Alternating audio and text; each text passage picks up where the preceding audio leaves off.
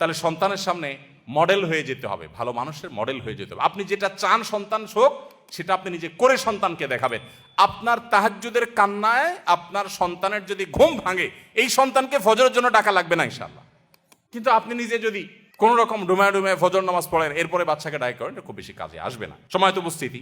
চতুর্থত যে পয়েন্টটি আমি বলতে চাই তা হলো সন্তানদেরকে সময় দিন। আমাদের এখন ব্যাপারটা হয়ে গেছে পরীক্ষার চিন্তায় যে ছাত্রের আর পড়ালেখা করার সুযোগ হয় না, সেই ছাত্রের মতো। এটা কথা আছে না যে পরীক্ষার টেনশনে কি পড়ালেখার সুযোগ হয় না।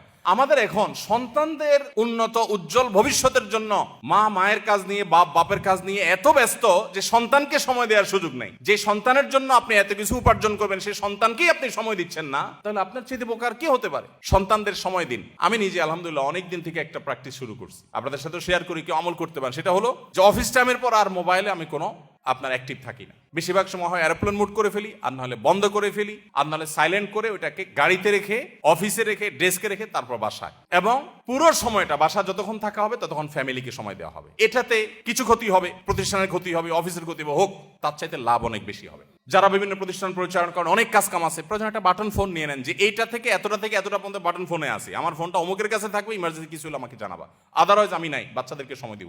বেশিরভাগ বাপ দেখবেন বাসায় ঢুকতে ঢুকতে মোবাইলে কথা বলতে, হ্যাঁ ভাই ঠিক আছে অমুক জায়গায় এতটা মাল পাঠায় দেন, এসব বলতে বলতে ঢুকে।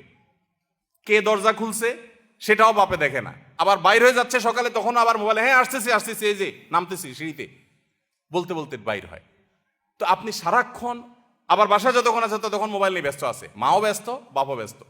বাচ্চাদের যে কি অসহায়ত্ব এই সময়টাতে, আমি তো মনে করি এই সময়ে প্রোডাক্টিভিটির জন্য মোবাইল নিয়ন্ত্রণ করা ছাড়া কোনো দিন সম্ভব না আজকের বাস্তবতায়। আলহামদুলিল্লাহ আমরা এটা শুরু করে দিয়েছি এবং এর সুফলটা আমরা পাচ্ছি আল্লাহর রহমতে।